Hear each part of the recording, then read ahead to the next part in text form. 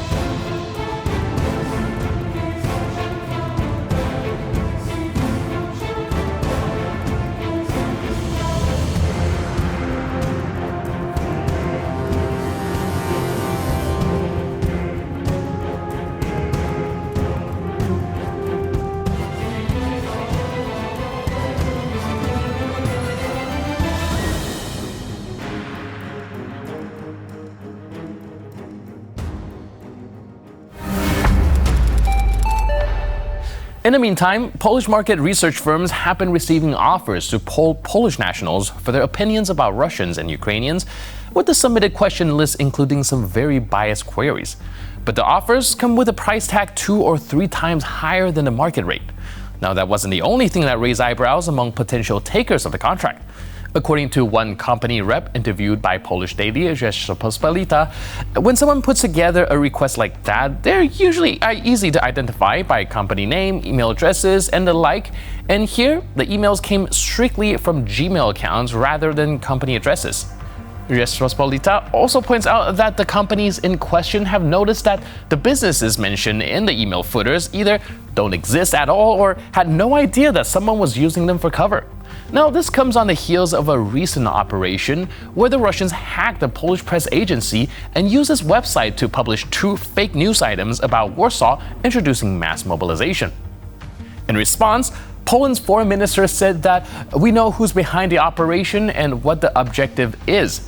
It's to demonstrate to all of Europe that its outer borders have security gaps that can be exploited and thus strengthen far-right parties and organizations across Europe, which are promising to wreck the EU from the inside that we cannot allow. French media outlets have discovered a Russian trace in the case of 5 coffins that appeared on Saturday in downtown Paris. Adorned with the words "French soldiers killed in Ukraine," the coffins were placed near the Eiffel Tower. 3 people have been detained in connection with the investigation, according to the Le Parisien Daily, 1 from Bulgaria, 1 from Germany, and another 1 from Ukraine. Now, a few weeks earlier, unknown perpetrators left handprints in red paint on the wall of the Righteous by the Shoah Memorial in Paris. The prints defaced a wall carrying the names of 3,900 people who helped rescue Jews in World War II. Sowing fear and distrust towards law enforcement and security services is basic terrorism 101. And as a terrorist state, Russia is wielding power and possibilities that no other terrorist organizations in history could ever dream of. But why does Russia need Europe scared? Well, to spread the Kremlin's trusted friends far and wide, of course, to keep EU dependent on Russian money and infiltrated by Russian operatives. The polarization whipped up by emotions might very well give rise to a new coalition of Kremlin's chosen leaders of the new Europe, a Europe divided, selfish, and begging for Russian hydrocarbons. And now the Russian propagandists are at it again, threatening yet another country. Which one is it this time now? Well, they're calling for the destruction of Poland and Poles with Iskander missiles tipped with nuclear warheads. Берем, например, Польшу, как наиболее такую, ближайшую к нам, и наиболее реальный кандидат на оказаться небольшим таким, неограниченным театриком ядерной войны. Там найдется 20 крупных городов? Вряд ли. Даже если посчитать, что на каждый город нужно им выделить по 2 боеголовки, это всего 30-40 боеголовок. Что такое 30 боеголовок? Это всего залп одного дивизиона «Искандеров». 16 пусковых, на каждой по 2. Если они ядерные, 32 штуки. 10-15 минут, и Польша как государство, а поляки как народ исчезают с лица земли вместе со своим языком. Поэтому я призываю сейчас еще раз европейским народам крепко задуматься о том, что они вытворяют. Я абсолютно убежден, что удар по Польше или удар по Прибалтике не вызовет никакой реакции в Соединенных Штатах. Никто рисковать безопасностью Франции, Британии и тем более Соединенных Штатов не будет. Так что можно спокойно это делать, не оглядываясь. This again?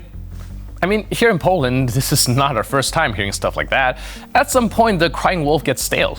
All this talk about Russian nukes wiping out the world, but all we're seeing is missiles being shuffled back and forth between Russia, Belarus.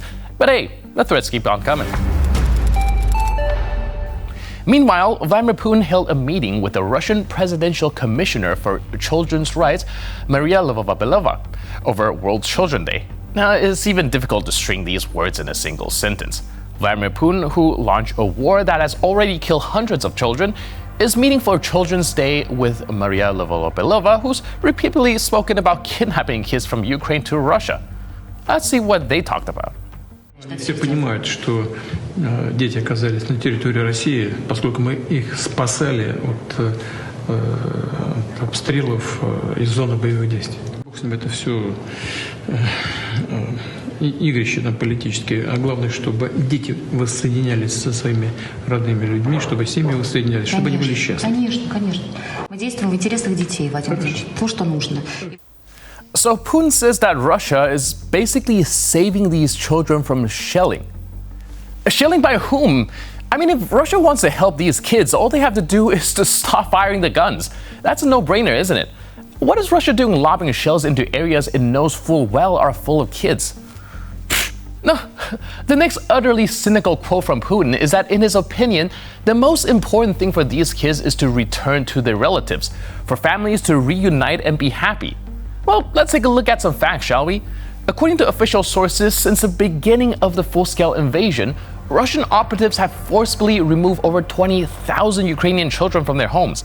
Russia does not provide any data on Ukrainian deported children. Nothing is known about their whereabouts or the conditions of their stay. Now, sometimes we wonder here at Break to Fake whether there is a limit to Putin's cynicism, but do not worry, there are people whose only mission in life is to compile the necessary figures and send it to The Hague, where the data like this will finally come in handy one day. And since we're talking about World Children's Day and Russian lies about kids, let's take a look at how children are treated in Russian proper. Here's a clip from a very unique special celebration. День защиты детей.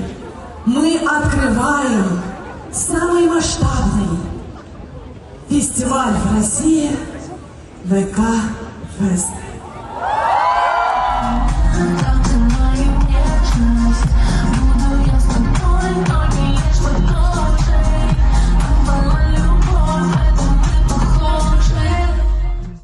Yeah, traditional family values on full display. Entertainment has come a long way since we were kids. That outfit does not exactly scream, will anyone think of the children now, does it? And with that, we conclude this edition of Break the Fake. But for more news, update, and commentary, please stay tuned to TVP World.